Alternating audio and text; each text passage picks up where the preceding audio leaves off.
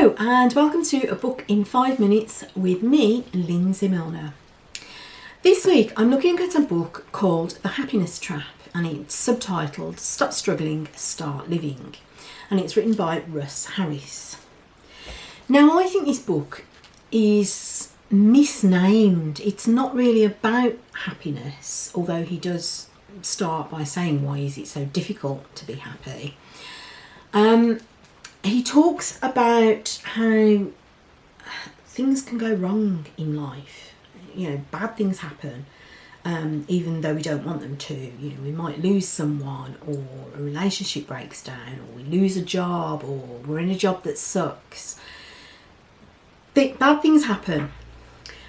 Also, sometimes we have thoughts that, you know, oh, I'll never succeed at this, I'll never get this done, or I'm in a really rubbish job but I don't know how to get out of it, or this relationship, it's not going where I want it to, but I'll never have the courage to leave.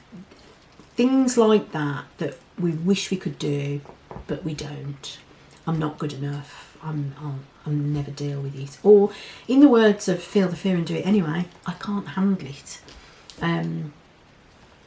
So what he says happens is that we fall into either obey mode, where we give up and stop trying, or we go into struggle mode, where we do go into the typical self-help strategy of trying to challenge those negative thoughts. But what he says is that that typically just doesn't work.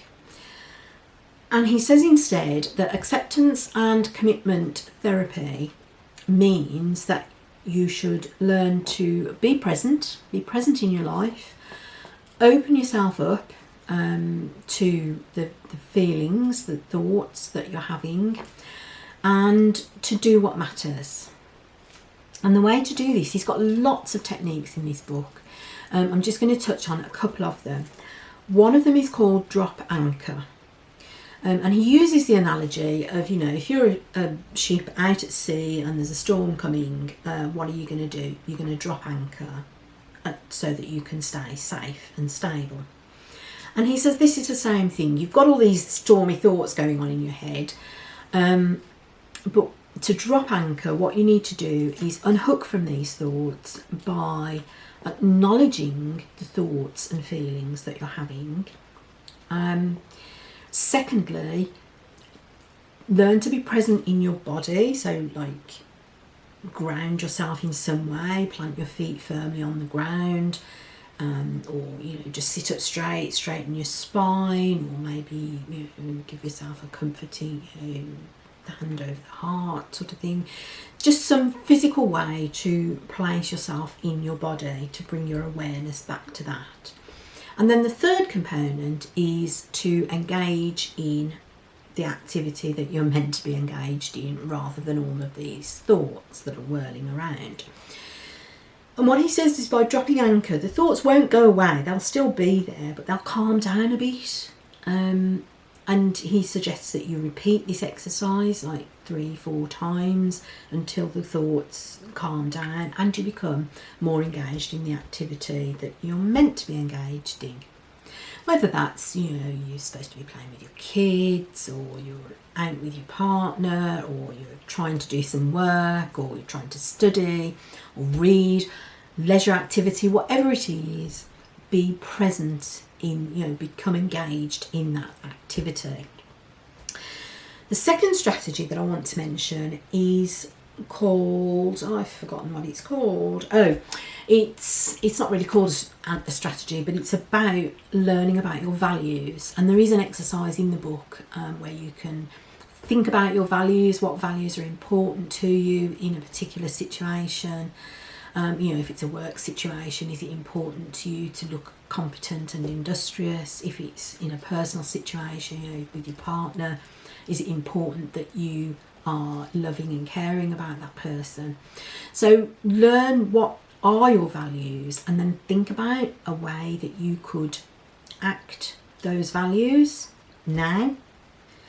Even if you're in a job that is a rubbish job, is it important for you, are your values to look efficient, Well, be efficient in that job, even though the job itself sucks. Just be your most efficient in that job, because then you're living your values.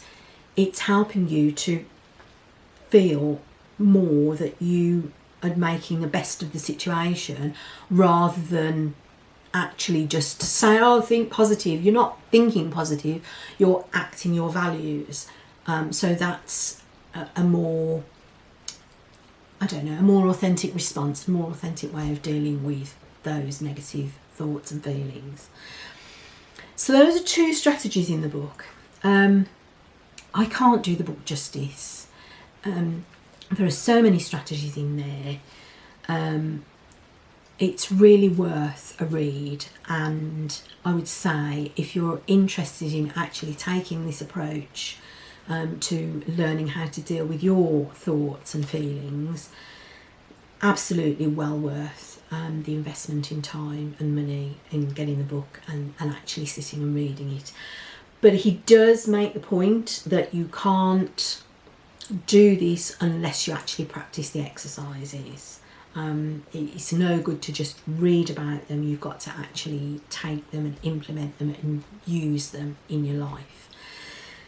Very accepting that you can't just learn it all at once and suddenly be really good at implementing this process, but the exercise is in there, and there are lots of resources available on the website as well to help you to implement the process and to learn and develop that process. So if you've always thought that positive thinking was a bit of a, yeah, that's never going to work, I definitely recommend having a look at this approach and seeing if that works better for you. That is this week's book, Not in 5 Minutes. It is called The Happiness Trap by Russ Harris. Stop struggling, start living. If you've had a look at it, if you're interested in therapy, drop me a comment below. I'd be interested to see what you make of it. And I will see you next time. Bye.